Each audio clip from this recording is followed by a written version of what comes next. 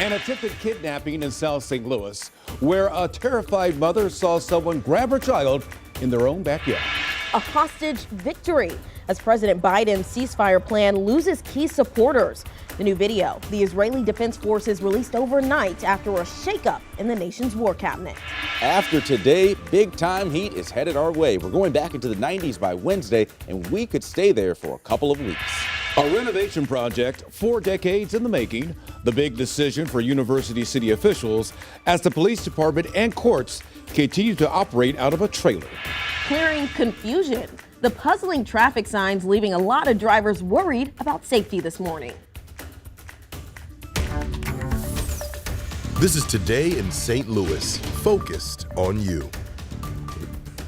Good morning, everybody. It is Monday, June the 10th. I'm Renee Knott. And I'm Sydney Stallworth. I'm in for Michelle Lee, who's off today. If you have something to do outside, today's really the day. You want to go ahead and get out before it gets uncomfortably hot. Let's get on over to Anthony Slaughter, who's timing that out. It is going to be unbearable as we head towards the end of the week. We're talking 90s, and we're going to stay there probably until the end of the month. So get ready for that. Here is our sunrise now over the Metro East. The sun is up and the comfortable humidity is sticking around. We had some heavy rain over the course of the weekend. In fact, southern Missouri, the Ozarks had 3 to 6 inches of rain that has cleared away. So it is a clear day. Comfortable too. The numbers are in the 50s and 60s, 62 at Lambert, 57 in Warrenton, and 52 nice and comfortable over in Mount Vernon. The day ahead is a sunny one and comfortable too. Temperatures will be in the 70s. After today, it really starts to heat up. We'll check that extended outlook and if there's any rain that could break the heat.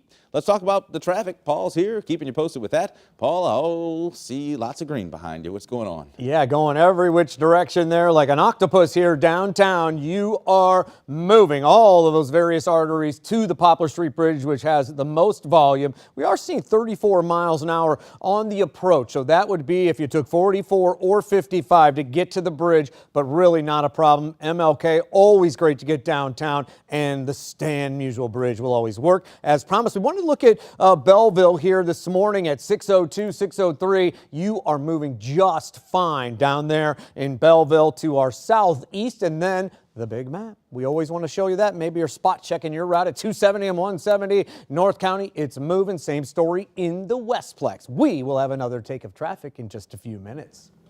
This morning, a 3-year-old boy is safe, and a man is now behind bars after he attempted to kidnap the little boy in his own backyard. I mean, this is seriously a parent's worst nightmare. Our Mercedes McKay is joining us live from South St. Louis. She's been looking into this all morning. And Mercedes, you've uncovered some very disturbing details about all this. Sydney and Rennie, disturbing is the only way to describe what happened over the weekend. It's an incredibly scary situation, and it all took place in South St. Louis on Saturday. So right now, we're live outside of St. Louis Police's South Precinct, which is just 10 minutes away from where this attempted kidnapping took place Saturday. Take a look at your screen now. That map shows where it happened. It happened on Iron Street at a home just 2 minutes away from Carondelet Park. This morning, 40-year-old Otis Woodard is facing a felony charge of attempted kidnapping. Police say a mom was watching her 3-year-old son play in the backyard Saturday when she suddenly spotted a man matching Woodard's description, trying to lead her son away from home on her surveillance camera. The mom then ran outside and shouted at him to let go of her child, and she quickly brought her 3-year-old inside the home.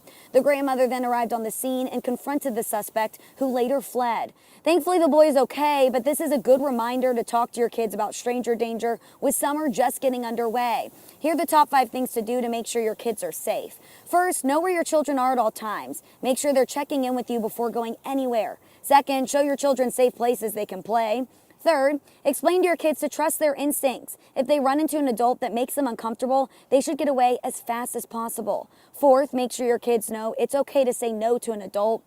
And finally, encourage your children to play with others. There's always safety in numbers. And overnight, I dug into the probable cause statement, which revealed some more disturbing details. The mom said that when she grabbed her son, Woodard tried to follow them inside, and then he sat on their porch armed with a steel wine opener. He was later found by police just a couple blocks away when he was arrested. So just an incredibly scary situation for everyone involved. Live in South St. Louis, Mercedes McKay, 5 on your side. Thank you so much, Mercedes.